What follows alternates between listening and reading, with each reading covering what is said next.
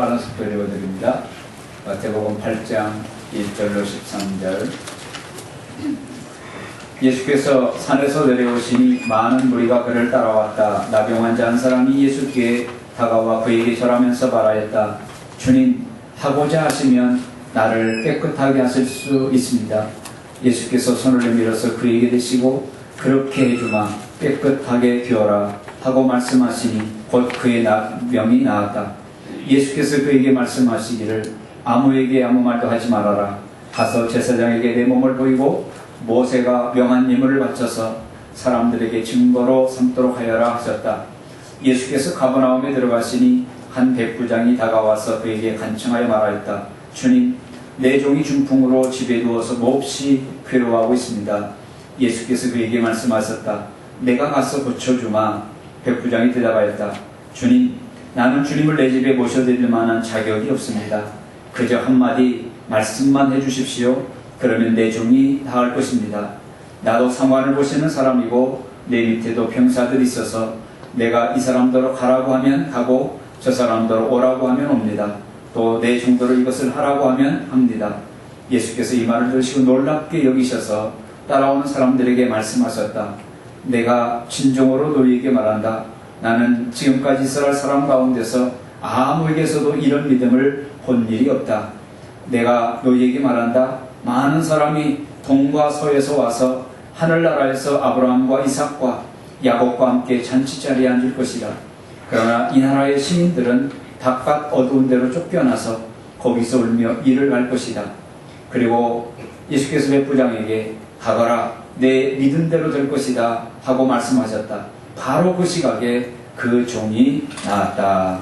아멘. 마태복음 8장은 예수님께서 공적인 생애를 시작하시고 나서 본격적인 그러한 사역을 펼쳐가신 그 첫 장이라고 할 수 있습니다. 그리고 예수님이 공적인 생애를 시작하시면서 산 위에 올라가시죠. 그러면서 산으로 따라온 그 많은 사람들에게 보석과 같은 말씀을 주십니다. 그게 마태복음 5장, 6장, 7장입니다. 이 말씀들은 보석과 같은 말씀이라고 해서 산상보훈이다 그렇게 말씀합니다. 그러나 우리 주님은 그 보석과 같은 말씀만 하시지 아니하시고 정말로 그 보석과 같은 말씀을 하신 그분이 정말로 메시아요 하나님의 아들이요 하나님의 나라를 세우신 진정한 왕이라는 사실을 이제 몸소 이제 8장 이후에서 보여주시는 그 모습을 살펴볼 수 있습니다. 우리는 8장에 있는 이 여러가지 최소한 5가지 이상의 기적을 살펴보면서 우리가 알 수 있는 2가지가 있습니다. 그 첫째는 뭐냐면 우리 예수님은 모든 일들을 그렇게 감당할 수 있는 전능자시라는 것입니다. 그래서 나병도 치료하시고 또 백부장의 하인의 중풍병도 치료하시고 베드로의 장모의 그런 열병도 치료하시고 예수님께 다가오는 그 많은 사람들의 문제들을 해결해 주시는 그런 능력자라는 사실을 오늘 우리에게 말씀해 주고 있습니다. 오늘 여러분들은 예수님을 누구로 믿습니까? 두 번째로 오늘 본문 속에서 말씀해 주시는 또 하나의 사실은 뭐냐면 우리 주님은 자비와 긍휼이 한없이 많으신 분이라는 거예요. 그래서 예수님께 다가오는 그 모든 사람들에게 그 자비와 긍휼을 베풀어 주시기를 기꺼이 마다하지 아니하시는 분, 그분이 바로 우리 주님이신 것을 볼 수 있습니다. 지난주에 이은주 사모님이 간증 집회를 통해서 그런 얘기를 했습니다. 자기 집에 3 식구가 있습니다. 남편과 당신과 어린 딸이 있는데, 나은이라는 딸이 있는데, 이 3사람 중에 자기가 긍휼지수, 자비지수가 가장 높은 것 같다 그렇게 말씀합니다. 10만 명당, 20만 명당 혹은 30만 명당 한 사람에게 찾아오는 희귀병인 이 앞이 안 보이는 이 질병이 만약 자기에게 오지 않고 자기 남편이나 딸에게 갔다라고 한다면 자기는 자기 눈이라도 빼줘야지 그냥 보고는 못 있겠다라는 거예요. 만약에 그렇게도 안 된다면 아마 자기는 정말로 스스로 지쳐 죽었을지도 모른다. 이걸 보니까 이 남편과 딸과 자기 중에서 가장 긍휼지수가 높은 사람이 자기라는 거예요. 그 이은주 사모님의 언니도 똑같은 그런 질병으로 앞이 안 보이는데 그분은 남편이 모든 걸 다 해준대요. 그러다 보니까 더 절벽인 거예요. 그런데 이 이은주 사모님의 남편인 이수관 목사님은 당신이 할 수 있는 것은 당신이 하세요. 안 보여도. 그리고 유리에 대기도 하고 뭐 여러 가지 찍기도 하고 넘어지기도 하지만은 마음이 아프겠지만은 내색을 안 한대요. 상당히 냉정한 남편이죠. 그런가 하면 자기 딸 나은이는 또 다른 면에서 냉정함을 가지고 있대요. 뭐 이런 유리 조각에 막 손이 베어가지고 그러면은 이제 약을 바르고 붕대를 이렇게 바르잖아요. 붕대를 바르면 피가 새어나와가지고 엉겨붙잖아요. 그런데 그것을 띄면 아프니까 막 하나씩 이렇게 뜰 때마다 막 엄살을 부리고 막 아프다는 비명을 지르고 그러잖아요. 근데 그 딸은 엄마 가만히 있어. 그러더니 거기다가 막 그 소독약 있잖아요. 그 거품 일어나는 소독약을 확 부어버리고 그것이 부를 때까지 기다렸다가 확 빼버린대요. 이걸 보면 자신의 딸도 굉장히 냉정한 그런 사람이라는 거예요. 그래서 자기에게는 그런 것이 없어요. 자기는 그런 거 있으면 그냥 당신의 남편이나 딸들이 그러면은 못 견딘다라는 거예요. 자기는. 이걸 볼 때에 긍휼지수, 자비지수가 세 사람 중에 자기가 가장 높기 때문에 하나님이 당신에게 그 병을 허락하시지 않았을까 이렇게 생각하시는 거예요. 그러면서 무슨 설명을 하는가 하면 우리 주님이 왜 십자가를 졌느냐, 그것은 우리 주님이 모든 인류보다도 가장 긍휼과 자비지수가 높기 때문에 그렇다는 거예요. 그래서 하나님의 자녀들, 저와 여러분들 한 사람 한 사람이 우리들의 죄 때문에 십자가 지고 죽어가는 것을 우리 주님은 차마 못 보시는 거예요. 그래서 그 모든 것들을 다 떠안고 긍휼지수가 가장 높으신 우리 주님이 십자가를 지신 것이다. 이은주 사모님은 그렇게 해석하는 것을 들어보았습니다. 그렇습니다. 오늘 주님은 정말로 당신에게 찾아오는 그 모든 사람들을 내치지 아니하시고 그 모든 자들을 다 품으시고 그들의 문제를 해결해 주시는 자비하신, 긍휼이 높으신 그러한 주님이신 것을 볼 수가 있습니다. 뿐만 아니라 오늘 여기서 또 한 가지 우리가 살펴볼 수 있는 것은 뭐냐면 오늘 우리들의 인생의 모든 문제는 예수님께 나가면, 예수님을 만나면 해결된다는 메시지를 오늘 본문이 우리에게 던져주고 있습니다. 오늘 본문을 보면은 나병 환자가 등장하고 있고 백부장이 등장하고 있고 그 다음에 베드로의 장모와 여타의 사람들이 등장하고 있는 것을 볼 수 있습니다. 그러나 오늘 이들이 앓고 있는 질병들은 어느 한 가지라도 쉬운 것이 없습니다. 나병, 20세기인 지금도 그 나병은 불치의 병입니다. 여러분, 뇌혈관이 터지거나 문제가 발생해서 중풍병이 됐습니다. 여러분, 오늘 이 시대의 의학이 이 중풍병을 완벽하게 회복시킬 수가 있나요? 그렇지 못합니다.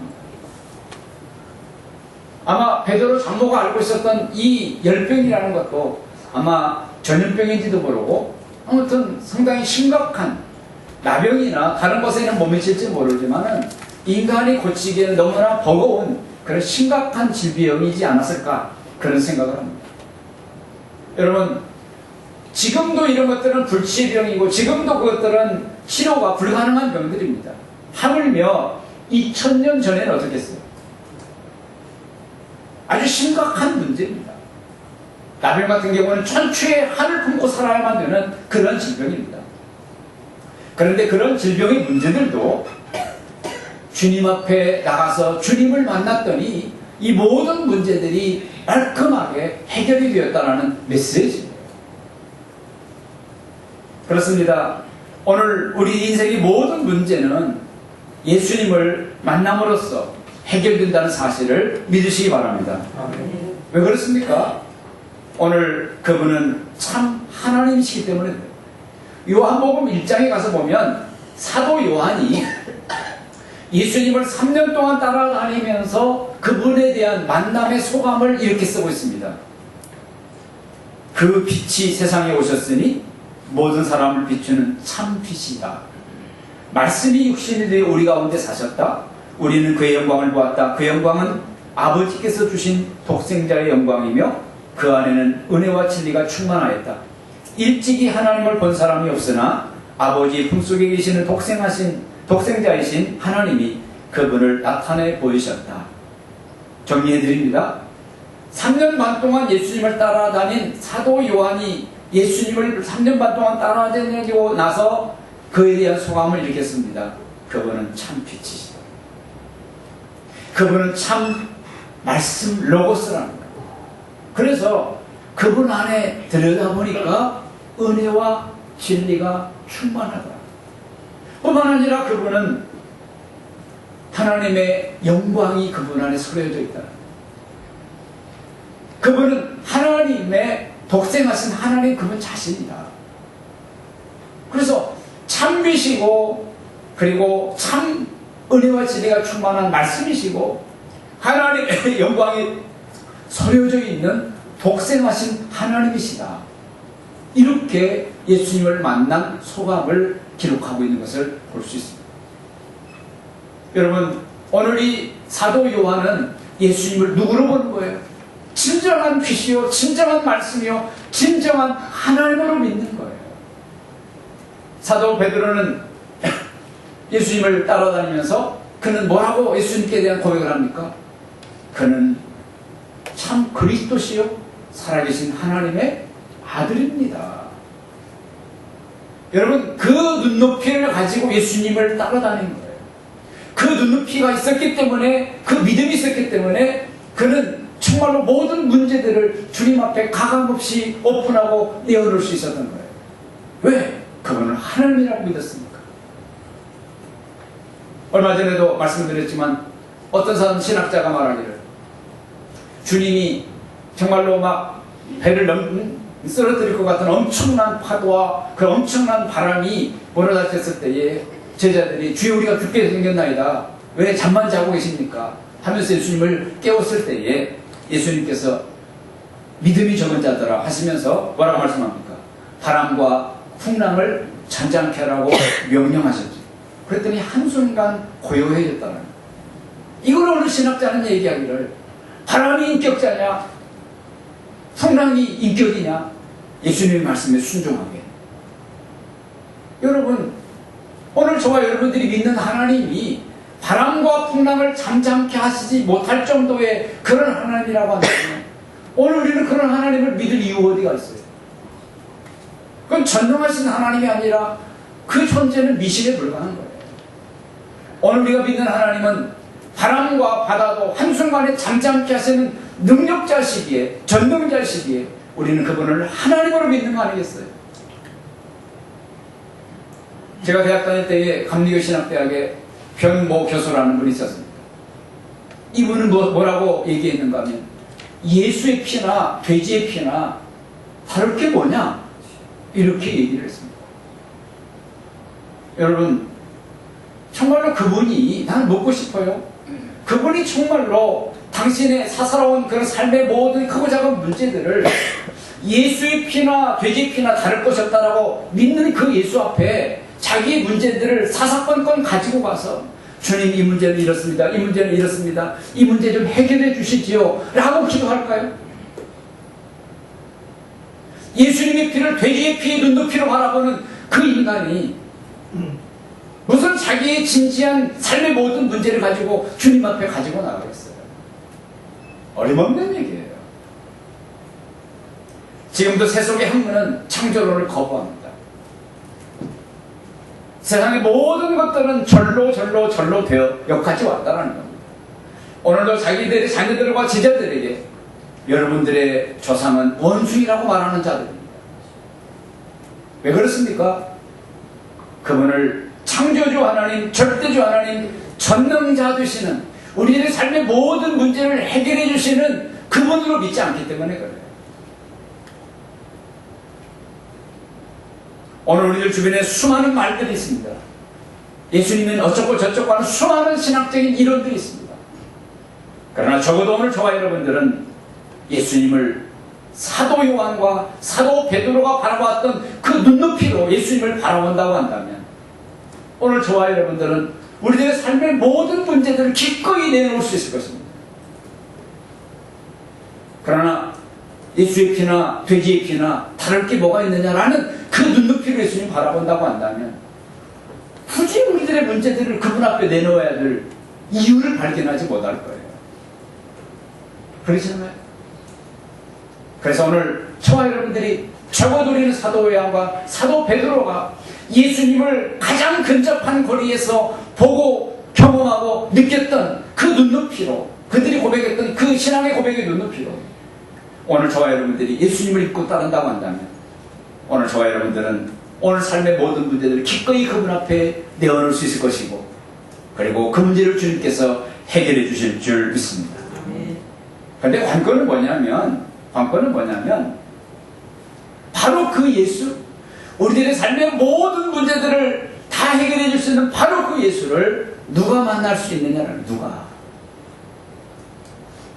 오늘 본문의 사례를 통해서 세 가지로 한번 정리해 봅니다. 첫째로 대가를 지불할 각오가 있는 사람, 그 사람을 주님이 만나주시고 그 삶의 문제를 해결해 주시는 줄 믿습니다. 오늘 본문 8장 2절로 4절에 가서 보면 이 한센스 병을 앓고 있는 이 한 사람이 예수님께 와서 주님이 원하시면 내 병을 고쳐주실 수 있나이다 라고 고백하는 것을 봅니다. 여러분, 레위기 성서를 보면 이스라엘 백성들은 이 나병, 이 한센스병에 대해서 아주 굉장히 민감합니다. 그 이유가 어디 있습니까? 그 병은 불치의 병이에요. 그 병은 하나님으로부터 버림받았다라는 천형을 여기기 때문에 그렇습니다. 뿐만 아니라 그 병은 전염성이 있습니다. 그렇기 때문에 이 부정한 병으로 알려져 있어요. 그래서 이 나병 환자는 이 법적으로 건강한 공동체 안에 더불어 살 수가 없습니다. 건강한 공동체 안에 더불어 살다가도 이 나병이라는 병에 딱 걸리면은 그 즉시 그는 그 건강한 공동체로부터 나와야만 합니다. 혹이라도 건강한 사람이나 건강한 공동체의 사람들이 자기에게 다가오면 머리를 풀어 헤쳐서 산발을 해야 합니다. 그리고 점점 더 가까이 다가오지 못하도록 윗입술을 가리고 그는 소리를 외쳐야 합니다. 나는 부정한 사람이다. 나는 부정하다라고 외쳐야 되는 그런 슬픈 숙명을 가지고 사는 존재, 이게 나병 환자입니다. 그런데 이것을 어기면 어떻게 합니까?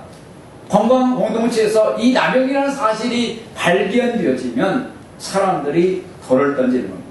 그 돌의 크기의 기준은 자기 머리만한 거예요. 살아날 자가 없는 거예요. 그런데 오늘 이 나병 환자가 오늘 예수님께 나왔다는 거예요. 그런데 오늘 성경에 보면 성경 8장 1절에 가서 보면은 이렇게 써 있습니다.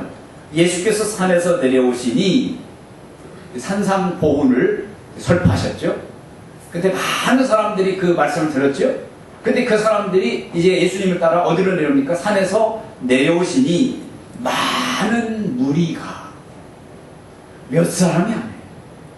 작은 공동체가 아니에요. 많은 무리라는 걸 보니까 큰 공동체예요.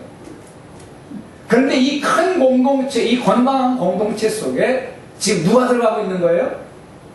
나병 환자가 들어가는 거예요. 들어가면 발견이 되어지면 어떻게 되어진다? 죽는 겁니다. 오늘 이 나병 환자가 모를 리가 없습니다. 그러나 몇 사람만의 작은 공동체도 아닌 큰 무리라는 큰 공동체 속에 오늘 이 나병 환자가 들어갈 때는 뭘 각오한 거예요? 죽음을 각오한 거예요. 내가 정말로 죽음이라는 거, 내 생명을 정말로 내놓는 그런 각오이, 그런 일들이 있단다 할지라도, 내 목숨이 끊어지는 일이 있단다 할지라도 나는 오늘 꼭 예수님을 만나야 되겠어 라는 정말로 죽음을 담보로 내놓는, 목숨을 담보로 내놓는 그 대가를 치를 각오가 되어 있는 거예요.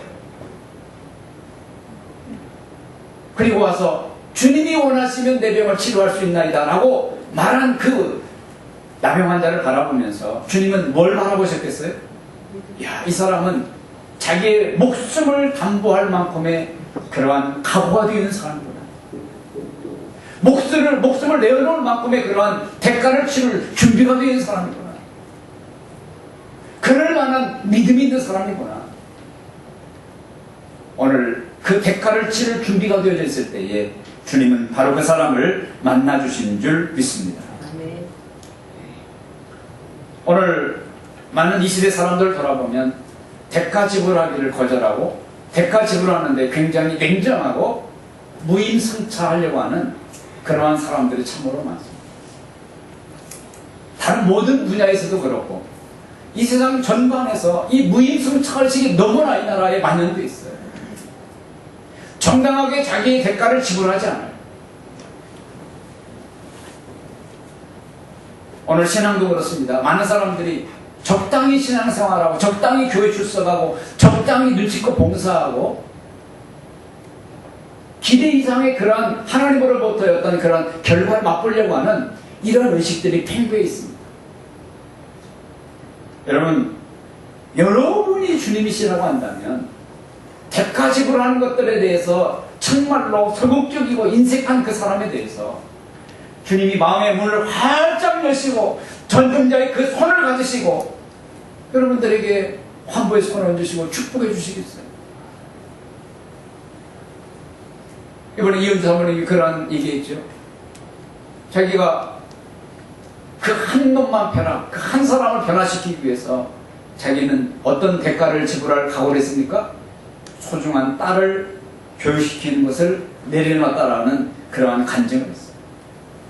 여러분, 오늘 한국 사람들이 다 이민 가려고 하는 이유가 어디 있습니까? 자식 교육이 아닙니까? 정말로 자기는 모든 것들을 다 팔아가지고서라도 자식이 잘 된다면 그 일을 위해서 기꺼이 희생하는 걸 부모 아닙니까? 그러나 그런 최적의 그런 환경을 가졌음에도 불구하고 이 은주 사모는 그 한 사람을 변화시키기 위해서 자기 딸을 내려놓는 그 대가를 치를 각오를 했다는 거예요. 그랬을 때 주님이 그 목표했던 그 한 사람 한 사람을 만나 삶을 변화시켜 주시고 뿐만 아니라 한 번도 학교에 가서 상담도 못하고 필요를 채워주지 못했던 그 딸인데 하나님이 우리 주님이 그 딸을 만나 주셔서 결국은 대통령상 받게 해주셨다. 그렇습니다. 오늘 주보 칼럼에도 제가 목자와 목녀 서약서대로 살기라는 그러한 칼럼을 썼습니다. 우리 목자 목녀 아닌 분들은 이거에 대해서 자유할 수 있는지는 모르지만 우리 목자 목녀님들은 이 부분에 대한 굉장한 부담이 있습니다. 왜? 쉽지 않기 때문에. 일주일에 나흘 이상 20분씩 자기의 목원들의 이름을 불러가면서 기도한다는 것, 일주일에 나흘 이상 정말 큐티나 성경 읽기 한다는 것, 그리고 기타 여러 가지 서약들이 있습니다. 이 서약서대로 산다는 것이 쉽지 않아요. 그러나 이 서약서대로 산다는 것은 대가를 지불하는 거예요. 여러분, 이 대가를 지불해야만 목원들이 존경하고 목원들이 따르고 목원들이 순종하는 그런 일들이 있어요. 그렇기 때문에 오늘 우리 목자 목녀들은 정말로 그 일이 쉽지는 않지만 그 일들이 정말 기꺼이 감당하고자 하는 그런 대가를 지불하는 마음들을 가져요. 그럴 때 주님께서는 여러 가지 모습으로 그에게 흥하는 역사들을 허락해 주실 줄 믿습니다. 아멘. 두 번째로, 어떻게 하면 이 우리들 삶의 모든 문제를 해결해 줄 수 있는 이 예수를 만날 수 있습니까? 그 은혜를 경험할 수 있습니까? 그것은 평균을 뛰어넘는 믿음을 가져요. 오늘 5절 13절에 가서 보면 백부장의 이야기가 나옵니다. 그런데 오늘 10절 한번 띄워주실랍니까? 10절을 보면 이렇게 말씀합니다. 예수께서 이 말을 들으시고 놀랍게 여기셔서 따라오는 사람들에게 말씀하셨다. 내가 진정으로 너희에게 말한다. 나는 지금까지 이스라엘 사람 가운데서는 아무에게서도 이런 믿음을 본 일이 없다. 이스라엘 사람들 중에서는, 유대인들 중에서는 이런 믿음을 본 적이 없다는 거예요. 이건 뭘 얘기합니까? 이 백부장의 믿음은 이스라엘 사람들이 가졌던 믿음보다 더 뛰어난 믿음이라는 거예요. 이스라엘 사람들이 가졌던 그 평균치 믿음보다 훨씬 더 뛰어난 믿음이라는 거예요. 오늘 이 믿음을 보시고 가라, 내 믿음이 내 하인의 그러한 질병을 치료할 것이다 하면서 보내주신 것을 봅니다. 그러면 통상적으로 가지고 있었던 이스라엘 백성들의 믿음은 어떤 거였을까요? 우리 마가복음 5장 23절을 봅니다. 마가복음 5장 23절을 보면 이렇게 말합니다. 간곡히 구하여 이르되 내 어린 딸이 죽게 되었사오니 뭐 하라고요? 오셔서 그 위에 손을 얹으사 라고 말하죠. 그 다음에 누가복음 7장을 보십시다. 누가복음 7장에 보면 그 백부장이 예수의 소문을 듣고 유대 사람의 장로들을 예수께로 보냅니다. 그랬더니 유대 사람의 장로들이 예수님께 청합니다. 뭐라고 청합니까? 와서 그 자리에서 말고 오셔서 자기 종을 낫게 해달라고 예수님이 친히 와달라고 그렇게 부탁을 합니다. 요한복음 4장 47절을 보십시다. 그 사람은 예수께서 유대에서 나와서 갈릴리로 들어오셨다는 소문을 듣고 그 사람이 뭐라고 합니까? 예수님께 와서 제발 강원하고 내려오셔서 아들을 고쳐주십시오 하고 애원했다는 이걸 보면 유대 사람들이 평균적으로 가지고 있었던 믿음의 수준은 뭡니까? 오시라는 거예요. 와서 내 아이에게, 내 딸에게, 내 하인의 환구에 손을 얹어 주십시오라는 거예요. 오늘 우리들도 말해요. 목사님 기도만 해주세요. 그런 사람이 있고요. 어떤 사람은 양이 안 차는 거예요. 못 믿겠는 거예요.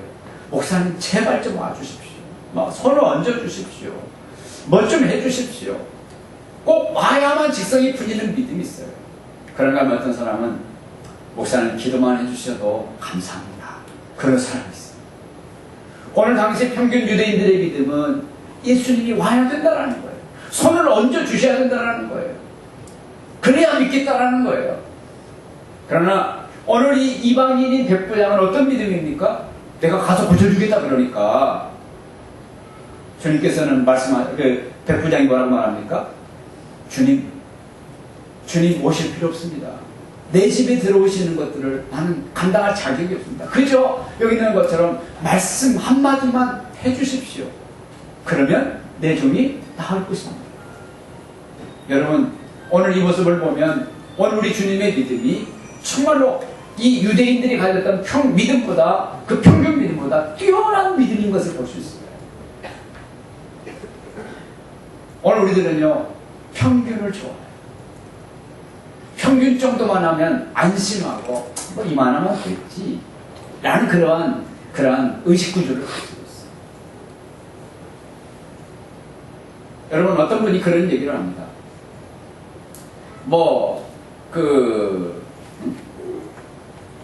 어떤 그런 문제가 있었는데 내가 그 사람에게 좀 가서 문제를 해결해 주겠다. 이런 거 있잖아요. 오늘 우리들은 어떤 이런 식으로 자기 어떤 그런 문제들이 해결되어지기 위해서 그 사람이 꼭 와야만 되는 어떤 그러한 의식구조를 가지고 있어요.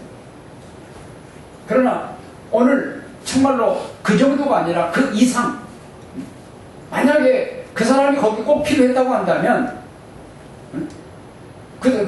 뭡니까? 그 사람이 꼭 거기 안 가도 될 수 있는 어떤 그런 믿음이 우리들에게 필요할 거 아니에요. 하나님은 오늘 우리들에게 그것을 보기를 원하십니다.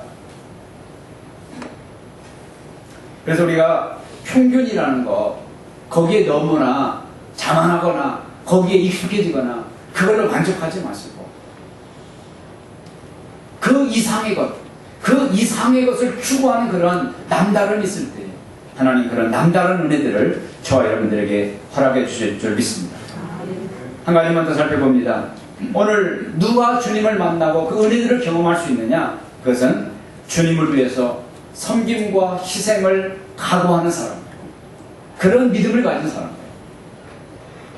오늘 읽지는 않았지만 14절 15절에 가서 보면 베드로의 장모가 열병으로 이 고통 중에 있었습니다. 아마 베드로의 초청이 있었겠지요. 그래서 베드로의 장모의 집에 가서 주님께서 기도해 주시니까 열병이 떠나갔습니다. 그러자 열병이 떠나가자마자 이 베드로의 장모는 즉시 일어나서 예수님에게 뭐 했어요? 수종을 들었다라고 말씀합니다. 이걸 보면 해석하기 나름이고 바라보는 관점이 다 다르겠지만은 베드로의 장모는 평소 예수님을 섬기고 수종하고 싶은 마음이 여기까지 차 있었어요. 그런데 뭐 때문에 못한 거예요? 열병이라는 질병 때문에 못한 거예요. 그런데 그 문제를 주님께서 해결해 주시자마자 뭐 하는 겁니까? 곧바로 주님을 섬기는 거예요. 희생하는 거예요.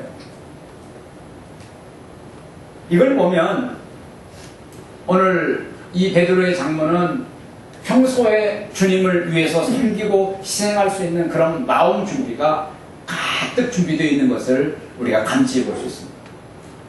오늘 많은 사람들이요, 화장실 갈 때 다르고 올 때 다르다는 말을 써요. 물에서 죽어가는 사람을 건져줬더니 곧다시 내놓으라고 하는 그런 사람도 있어요. 누가복음 17장에 가서 보면 10명의 문둥병 환자를 우리는 찾아볼 수 있습니다.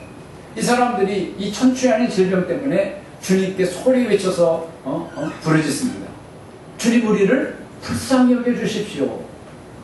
그러니까 우리 주님이 제사장에게 가서 너희 몸을 보여라 그랬어요. 그래서 이 사람들은 그냥 막 제사장에게 막 가다 보니까 다 치료가 되고 깨끗해 있는 거예요. 그런데 주님께 그 놀라운 은혜를 입고서 주님께 돌아와서 감사하고 살아있던 사람은 사마리아 사람 한 사람뿐이었더라고요. 우리 주님이 그것을 보시면서 슬퍼하면서 그 9은 어디 있느냐, 9은. 그들도 깨끗함을 받지 않았느냐, 그 9은 어디 있느냐. 그 9은요, 처음부터 뭐가 없었던 거예요? 감사하고 주님께 살해할 마음이 처음부터 없었던 거예요.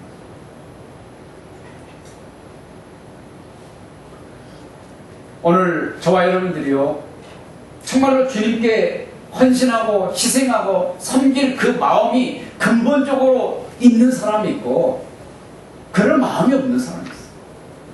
교회를 돌아보면 정말로 주님을 위해서 헌신하고 교회를 정말로 사랑하고 그런 희생할 마음이 있는 그 한두 사람 때문에 나머지 99명, 98명이 얹혀서 교회 생활을 편하게 하는 이런 것을 봅니다. 뭐 정확하게 어디까지라고 말할 수는 없지만은 오늘 이 베드로의 장모처럼 정말로 주님을 위해서 희생하고 섬길 마음, 그 소수의 몇 사람 때문에 다수가 거기에 얹혀서 그냥 묻어가는 이런 모습이 참 많아요, 교회에. 그런데 그 숫자가 한두 사람이 아니라 정말로 주님을 위해서, 하나님의 교회를 위해서 섬기고 희생할 각오가 되어 있는 사람, 이 베드로 장모와 같은 이런 사람이 다수면 어떻게 되겠어요? 아주 굉장히 파워풀한 능력 있는 교회가 되지 않겠어요? 오늘 우리 주님은 그 많은 사람을 제치고 누구를 우선적으로 만나주시고 그의 삶의 애환을 들어주시고 그의 삶의 문제를 해결해 주실 것 같습니다. 오늘 베드로의 장모처럼 그 근본이 주님과 교회를 위해서 섬기고 희생할 각오가 되어 있는 사람. 여러분이랑 그렇지 않겠어요? 오늘 여러분은 어떤 분이십니까? 정말로 대가를 지불할 준비가 되어 있습니까? 여러분은 어떤 분이십니까? 평균을 뛰어넘는 그러한 믿음을 추구하고 있습니까? 오늘 여러분들은 어떤 분이십니까? 섬김과 희생의 그런 각오로 주님과 교회를 위해서 그런 각오로 오늘도 교회를 출입하고 계시는 분이십니까? 오늘 이러한 사람을 주님께서는 눈여겨보시고 그 믿음을 눈여겨보시고 오늘도 만나주시고 그의 삶의 문제들을 해결해 주시는 줄 믿습니다. 기도하겠습니다. 하나님 아버지,